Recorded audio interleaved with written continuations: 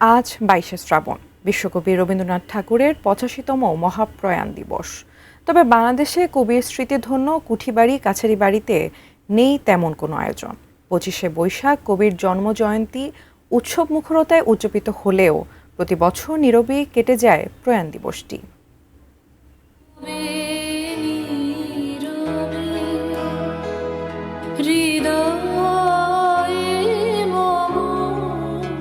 কুষ্টিয়ার শিলাইদহের কুঠিবাড়ি।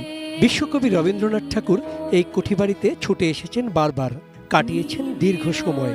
এখানে বসেই কবি রচনা করেছেন কালজয়ী সব কাব্যগ্রন্থ, ছোট গল্প, নাটক ও উপন্যাস।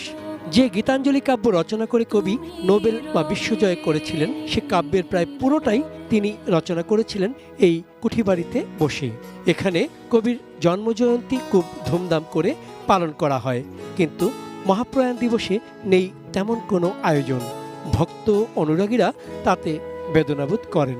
আমরা দর্শনার্থী হিসেবে আসছি, যতটুকু দেখলাম বা বুঝলাম, জন্মবার্ষিকী যেভাবে পালিত হয় আসলে মৃত্যুবার্ষিকীটা ওইভাবে পালিত হচ্ছে না। কবি রবীন্দ্রনাথের যে সৃষ্টি, কবিতা, গল্প, ছোট গল্প, এগুলো খুবই আমাদের মন ছুঁয়ে যায়। কিন্তু দুঃখের বিষয় এটা যে কবির জন্মদিনে কবিকে আমরা মনে রাখলেও কবির মৃত্যুদিন 22শে শ্রাবণে আমরা তেমন কোনো আয়োজন এখানে দেখতে পাই না। আমি চাই যে তার মৃত্যুবার্ষিকী খুব ধুমধামের সাথে পালন করা হোক, তাকে স্মরণ করা হোক, তার গানগুলো স্মৃতিচারণ করা হোক। তবে 22শে শ্রাবণের বিকেলে স্থানীয় প্রশাসনের আয়োজনে রয়েছে ঘরোয়া পরিসরে কিছু অনুষ্ঠান আয়োজন।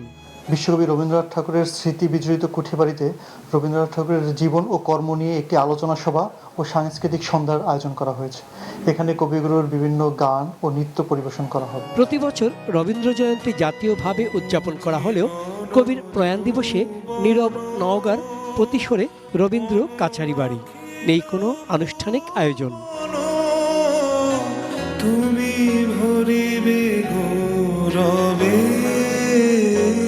কবির স্মৃতিধন্য সিরাজগঞ্জের শাহজাদপুরের কাচারি বাড়িতেও নেই কোনো আয়োজন। তবে জাদুঘর খোলা থাকবে অন্যান্য দিনের মতোই। রবীন্দ্র ভক্ত, অনুরাগী, গবেষক এবং সংস্কৃতি কর্মীদের দাবি, জন্মজয়ন্তীর মতো জাতীয়ভাবে পালিত হোক রবীন্দ্র মহাপ্রয়াণ দিবস।